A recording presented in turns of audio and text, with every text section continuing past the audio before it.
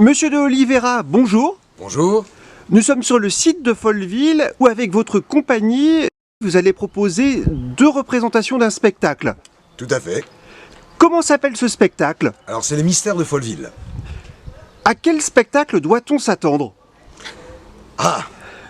Alors c'est un, c'est un spectacle qui mêle histoire, au sens de la grande histoire, légende, voilà, et théâtralité surtout. Donc c'est un spectacle déambulatoire, ça c'est important parce que c'est quand même 2 heures de déambulation sur le site de Folleville avec deux petits temps, on va dire, d'assises et de repos. Mais c'est un spectacle qui va mêler, j'ai envie de dire, féerie, fantasmagorie. On a des personnages assez étranges qui vont sortir d'ici. On s'est inspiré évidemment de contes. Hein. Il y a 2 contes, vous savez, qui ont été, dont l'action en tout cas se situe directement à Folleville, qui sont l'ensorceleuse et la comtesse noire. Donc nous, on s'est inspiré de ces 2 contes-là pour pouvoir mêler et fusionner la question des légendes et de l'histoire. Comme le dit à un moment le mage, qui rencontre l'histoire à travers les histoires et dans un présent éclairé. C'est un petit peu l'idée, si je peux résumer, quoi. On est d'accord, ce lieu comme ces 2 contes vous ont particulièrement inspiré. Ah oui, bah, il y a juste à regarder. Il y a juste à regarder. Il y a quelque chose et à la fois de romantique et à la fois effectivement de mystérieux pour le coup, d'où cette inspiration en tout cas sur le nom. On a la sensation, en tout cas nous on a travaillé là-dessus avec la compagnie, qu'on est entouré par des tas de choses qui nous sont invisibles comme ça à première vue à l'œil nu. Et c'est ça qu'on cherche à développer. Je crois que c'est une des fonctions du théâtre qui est de donner à voir l'invisible. C'est ce qu'on va essayer de faire avec les mystères.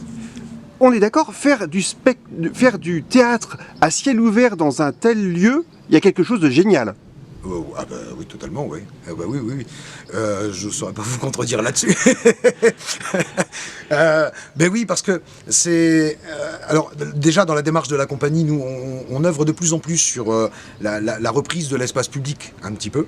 Le fait de sortir le théâtre des théâtres, hein, de revenir à...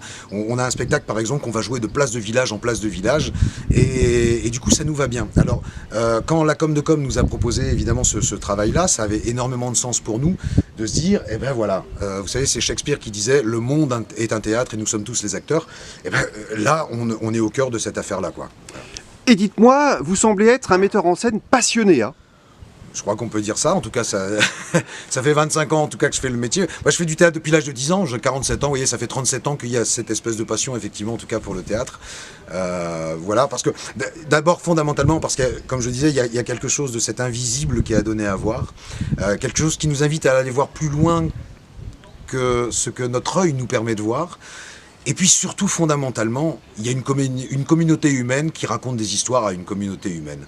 Et ça, je crois que c'est le plus beau moment pour moi, c'est quand d'un seul coup, autour d'un événement comme celui-là, il y a des gens qui se racontent des histoires et qui se regardent. Et ça, c'est formidable, surtout à notre époque, je trouve. Il faut le préciser, ce spectacle s'adresse à un public familial. Oui. Tout à fait. Oui. Alors, on a même semé, parce qu'il y a des petits moments qui peut-être vont être impressionnants pour les enfants. Donc voilà, on a semé quelques petites choses rassurantes, en tout cas à l'endroit des enfants.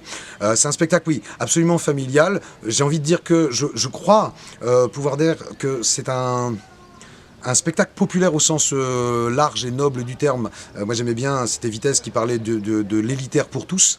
Il y a un petit peu de cette idée-là, c'est-à-dire que tout le monde peut s'y retrouver. Je pense qu'il y a les gens qui sont habitués au théâtre vont retrouver des codes, des choses comme ça qu'ils connaissent déjà. Ceux qui ne sont pas du tout habitués vont découvrir de toute façon le lieu en soi qui raconte et qui est déjà énormément chargé. Et puis voilà, j'espère en tout cas une beauté des images et du récit qui emmènera de toute façon tout le monde. Petite chose quand même, attention, comme je l'ai dit, c'est 2 heures de déambulation, donc attention aux personnes qui sont plus sensibles au niveau de la marche, etc. Voilà. Ce spectacle valorise fortement le patrimoine ici qui se situe sur le site. Oui. C'est la vocation de ce type de spectacle. Personnellement, je sais que dans ma démarche, parce que c'est la 3e fois que je travaille sur de la mise en valeur du patrimoine à travers des visites théâtralisées, l'idée c'est de pas utiliser le décor naturel pour y venir y poser une histoire, c'est vraiment de s'inspirer de la pierre, d'écouter presque, j'ai envie de dire, ce que nous raconte la pierre, mais du coup ce qu'elle nous raconte de nous-mêmes, parce que c'est ça finalement l'histoire. Il y a quelque chose qui nous raconte à nous-mêmes.